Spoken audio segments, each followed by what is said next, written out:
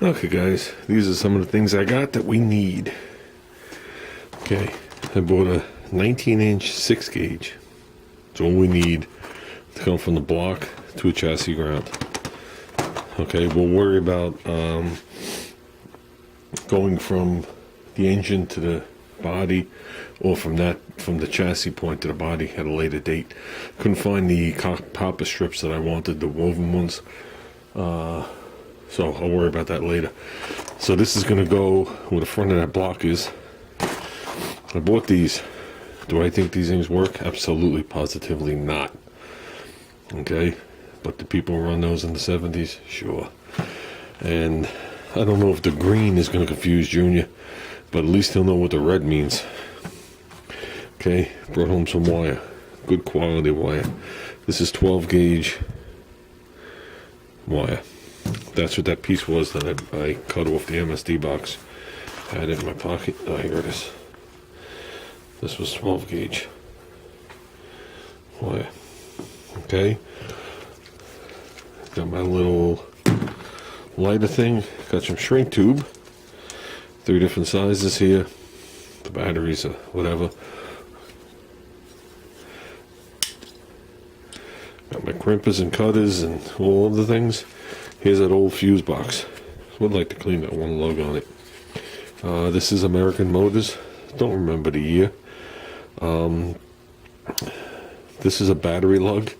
This is ignition lug. So that means when you find the correct spade with an ohm meter, if you hook it up correctly, there should be 2 studs for ignition, 3 studs here for battery.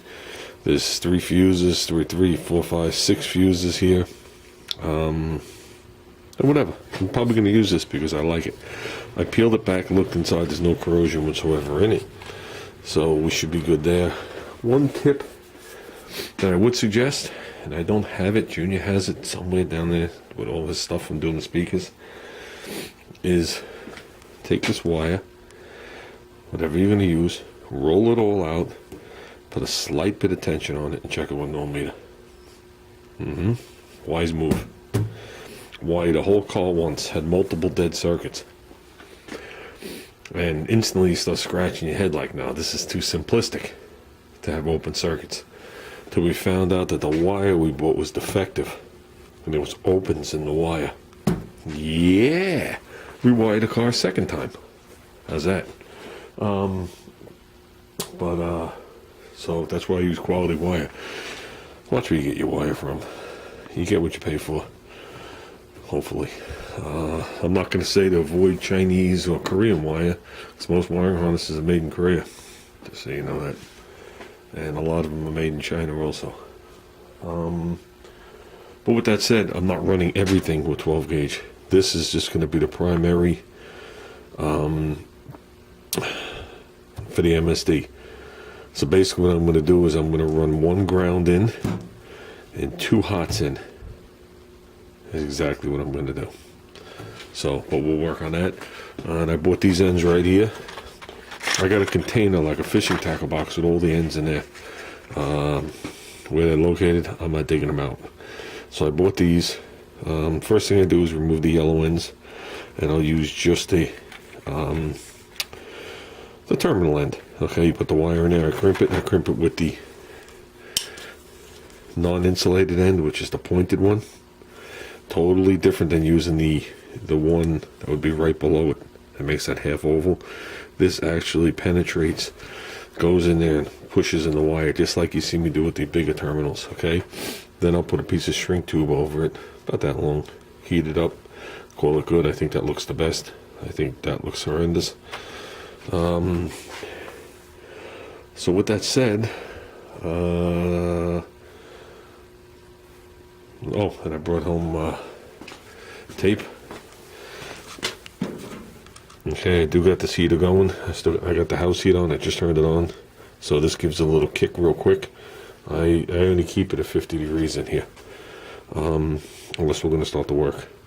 So a good quality tape makes all the difference in the world. Keep it close, and then like I said, you can keep it in your pocket. The heat is not kicked on yet, but it will. So, okay guys, let's get working. Okay. I put them on the small rings. They come as an inner and an outer hooked together. So instead of these big ugly things, it's just a hint of it. Here's the deal. I'm not sure how big that bolt is on the block. This might be too small. I predicted that when I bought it. This is for a lawn tractor. Will this start this car? It might possibly start this car with the high torque starter. It'll definitely start a modern day car. I'd have to look it up, but 6 gauge will definitely flow enough to do it. But that's not what we're using it for. But I might have to open one side up. I used to use a unibit to do it. You can see how far they put the copper in there before they made the hole. So I knew that buying it, but I just figured, why would I need some big, ugly, bulky ass wire when I could have a much smaller connector? There. Okay. So over here, those things come right off. Quickest way I find to get these things off is just go on a wire wheel. But since the wire wheel is not mounted in the garage, you could do it with a Rolex wheel. And now the thing's ready to go. I've been questioned many times over the years, why do I waste the time taking them off? Why don't I just buy them without them? Okay? That means I have to buy 2 styles. And where do you get them? Perfectly good crimp. Okay? Didn't spread out. They curled around. Crimped it. That ain't going nowhere. Little piece, I don't know if I'm going to get it over with my hand. A shrink wrap. Bring it up to, probably like right there. And call it good. Hopefully it shrinks down enough. The other one was just too small. So, take pride. There you go, guys. It's not rocket science. Okay, it just looks neat. So now we'll get this intertwingled with that. There's a 3/8 hole. I don't know, that's probably 5/16. Let's pull out the Allen key and find out. Oh, before you start working, pull your wire straight. See how it's straight? Took me a couple of seconds. Don't leave it kinkled up like that. Because when you go to tape it, you're going to come with all those little knots and all the bullshit. Okay? Enjoy it. Enjoy it. I know so many people that build cars and just rush right through it and don't give 2 shits. They just want to drive it. Enjoy it. I mean, I've been enjoying this for 5 years. Do as I do. Have the radio waiting. Okay, a couple of quick things. Here's the bolt I pulled out. Okay? When you are using a bolt into anything that's going to have current in it, there's supposed to be some kind of little interference angle, or you're just relying on the head. Most modern day cars, and man, when I may say modern day, in my household, that means anything new in 1978, uses an earth bolt. And an earth bolt has interference angles on the threads, and the threads are a little sharp. So when you put it in, it doesn't feel like it's cross-threading, but you could feel slight resistance, and that allows it to bite into the parent metal. Okay, and that means the head of the bolt, or the washer, will take the current through the wire, okay, but you can have no problem getting it from the bolt to the body because of that interference angle. Okay, what you could do is you can put a couple of nicks on the bolt, so when you put it in there, you don't have to cross thread it in. Okay, you could feel slight resistance, so you know it's biting in. That's just one thing. Here's another thing that's going to sound ridiculously anal, but bear in mind, car's not perfect. Car's not a show car. I'm going to say that. Okay, not everything in here is exact. Nothing is laser straight. But I'm about to put this wire on. I got to go drill the hole. I'm only drilling one side. I'll leave the other side to the smaller hole. That's fine. If I drill this hole and put it on the block where you're going to see, because otherwise hanging there, that's what you'll see. If I drill the other hole, that's what you see. So which hole should I drill? This one. And put the wires out, or put the words in, you don't see them at all. Your choice. But why put it on like this? It's a little bullshit. All adds up. Little bullshit equals one big bullshit. Okay, I used my cordless drill hooked to the charger. Still the best drill ever made. This was before they turned to shit. Had this argument with my son. This is before they turned to shit. Made in the United States with pride.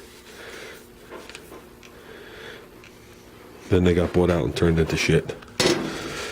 And what Junior did do, I didn't show it yet.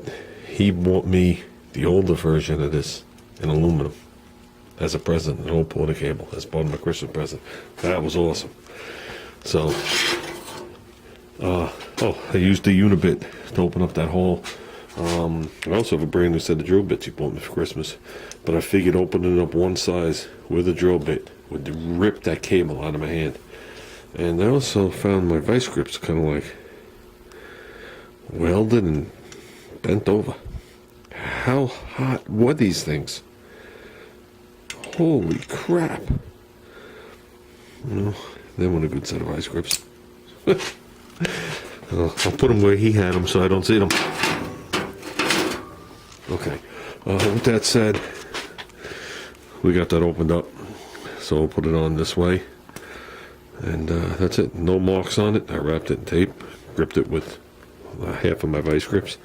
I'm going to put that drill away and let's start working. Okay. Hopefully you guys can see this without the light.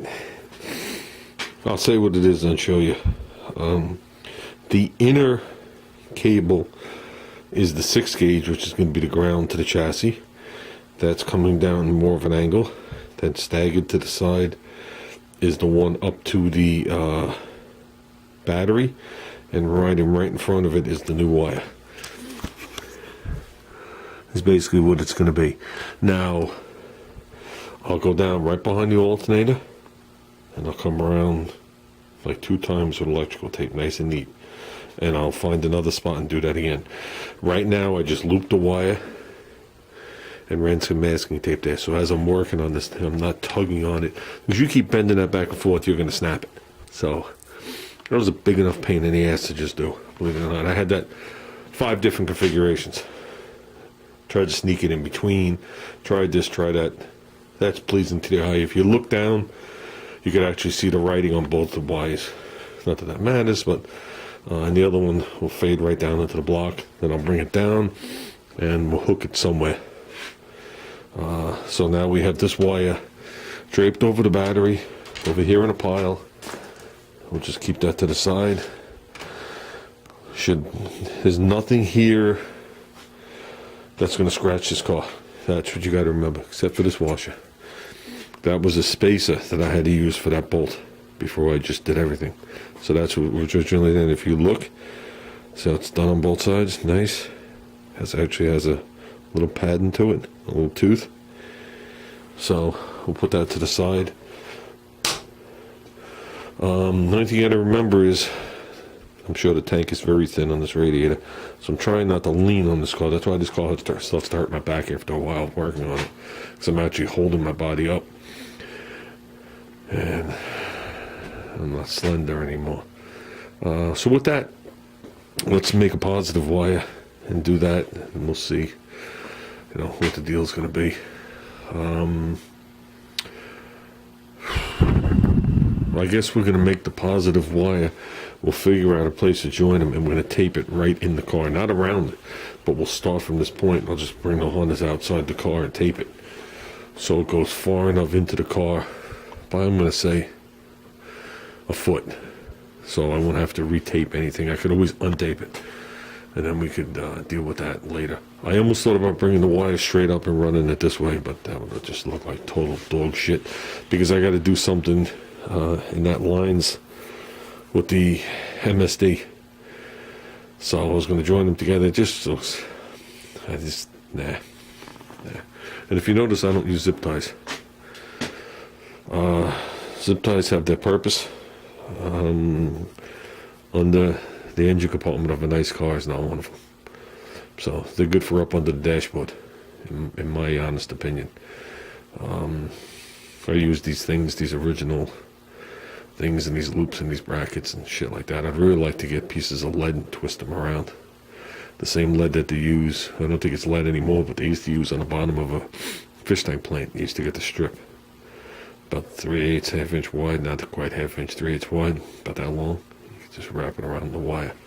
But so now I'm going to make a wire from this side. This is the side that's live all the time. This side's dead till we hit the key. So we need something live all the time. So obviously this only goes to right here. Any of these wires that look a little funny will all be neatened up at the end. You know, you're still bumping into stuff. So let's stop talking. Let's keep working.